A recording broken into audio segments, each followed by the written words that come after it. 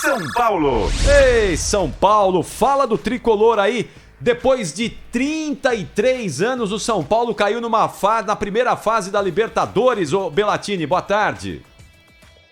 Boa tarde, Capriotti. Boa tarde, Capelanes. Aproveito até para deixar aqui uma melhora, uma saúde mais rápida, que se recupere prontamente o craque Neto, que está acompanhando aqui esse Donos da Bola. Um abraço para todos os ouvintes da Rádio Bandeirantes. E até a gente pode dizer, né, Capriotti, que o torcedor do São Paulo não tem um dia de paz, não tem como, né? Eliminado da Copa Libertadores numa quarta-feira, na quinta-feira descobre que vai encarar o Rogério Ceni na mata-mata da Copa do Brasil. Então a situação não é fácil para o torcedor, que viu o time ser eliminado, como você disse, pela primeira vez em 33 anos. Desde 87, o São Paulo não é eliminado na primeira fase, na fase de grupos da Copa Libertadores. O ano passado foi eliminado na pré-Libertadores, aquela fase preliminar, mas na fase de grupos, desde 87, isso não acontecia. E a gente ouviu o técnico Fernando Diniz depois da partida. Ele começa dizendo o que faltou para o São Paulo para que o torcedor tivesse essa frustração já na primeira fase.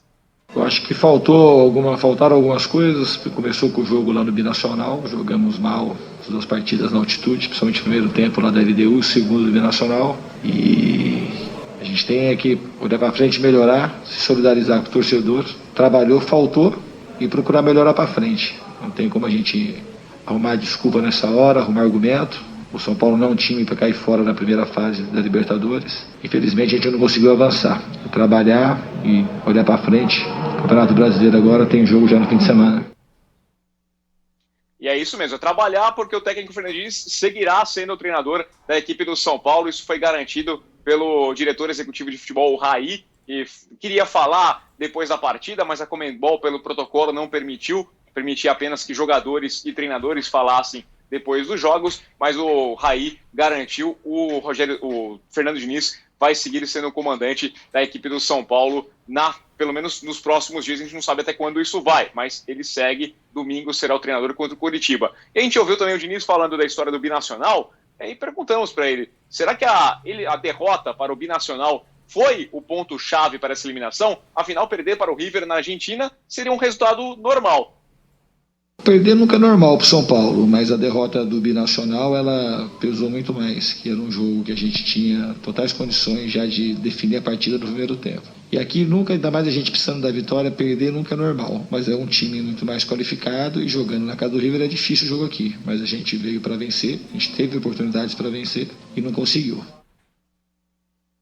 E aí o Raí falou que tem que tem mais duas competições pela frente, a Copa do Brasil, o Campeonato Brasileiro, tem que criar condições, melhorar o time, é lógico, cobrar resultado, mas entende que tem que ter uma continuidade nesse trabalho do técnico Fernando Diniz. Eu trouxe uma estatística aqui para falar, Capriotti, a gente sempre discute aqui o poderio ofensivo da equipe do São Paulo, o quanto o Pablo não está rendendo. Eu sei que o Capelanes também gosta muito desse assunto.